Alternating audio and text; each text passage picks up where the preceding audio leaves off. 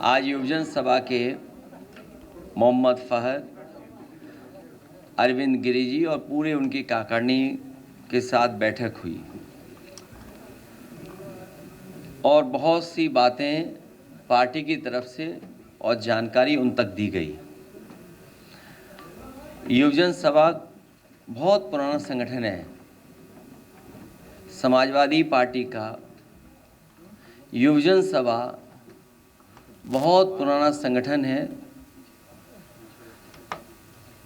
युवजन सभा समाजवादी पार्टी और हमारी धड़कन भी है। हमारे साथ जहां अनुभव और आशीर्वाद है, वहीं नौजवानों की ऊर्जा भी इस बार चुनाव में लग करके समाजवादी पार्टी को और मजबूत बनाने का काम करेगी। ये विधानसभा के चुनाव में समाजवादी पार्टी की पूरी ईमानदारी से मदद करने का काम करेंगे।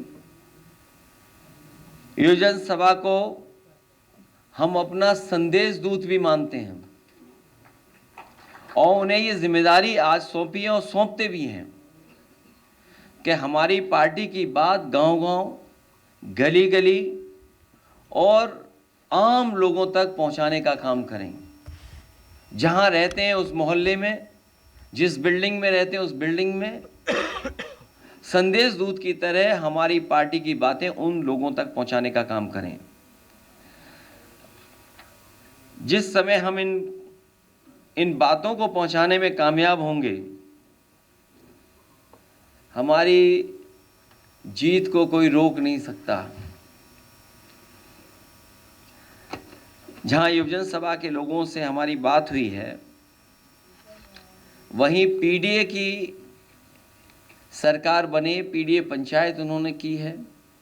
पीडीए के कार्यक्रम बहुत जिम्मेदारी से किए हैं। पीडीए सरकार बना करके इन्होंने संकल्प लिया है कि पीडीए सरकार बनेगी तो नौकरी और रोजगार भी ये लोग पाएंगे। ये बात जन जन तक पहुंचाने का भी संकल्प ये लेकर के जा रहे हैं। जो सवाल इनके सामने हम लोगों ने उठाए और रखे हैं, अग्निवीर जो नौकरी दी है वो पक्की नौकरी नहीं है।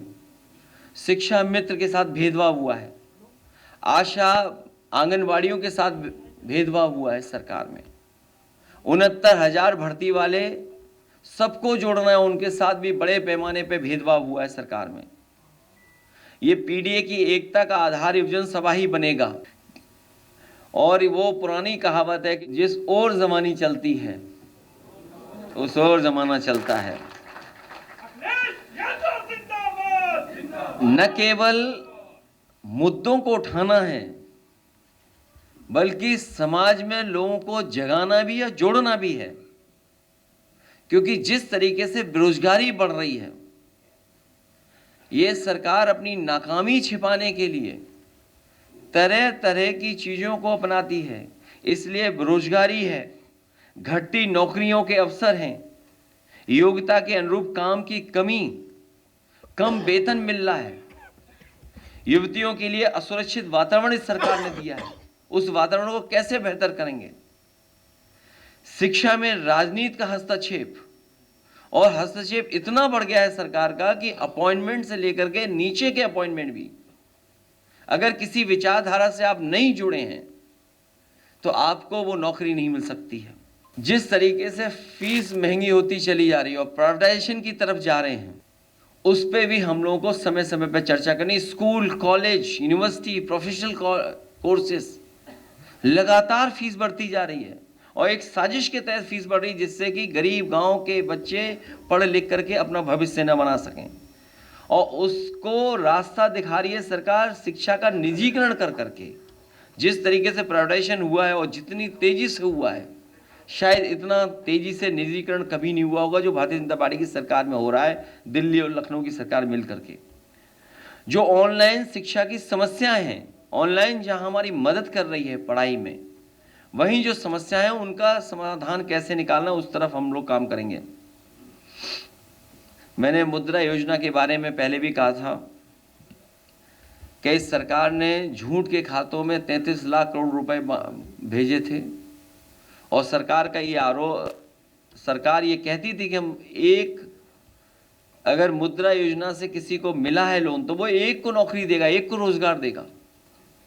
तो अगर 33 लाख करोड़ रुपया बटा है 52 करोड़ लोगों को अकाउंट में, तो इसका मतलब ये है कि किसी को नौकरी और रोजगार की जरूरत ही नहीं, सबको मिल गया होगा। क्योंकि जब 33 लाख करोड़ रुपया बटा है, 52 करोड़ अकाउंटों में गया है, तो अगर एक अकाउंट की वजह से 2 नौकरियां भी मिली हैं, 2 लोगों को रोजगार भी मिला है, तो शायद कोई भी बेरोजगार नहीं बचना चाहिए।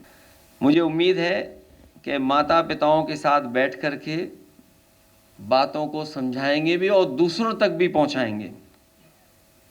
और हमारा यही युवा न केवल संविधान बचाएगा, बाबा साहब भीमराव अम्बेडकर जी का दिया हुआ आरक्षण भी बचाने का काम करेगा।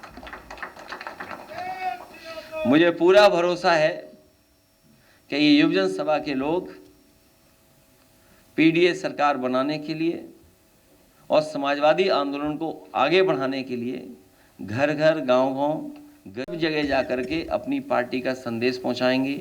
ये हमारे पार्टी के संदेश दूत की तरह काम करने का काम करेंगे।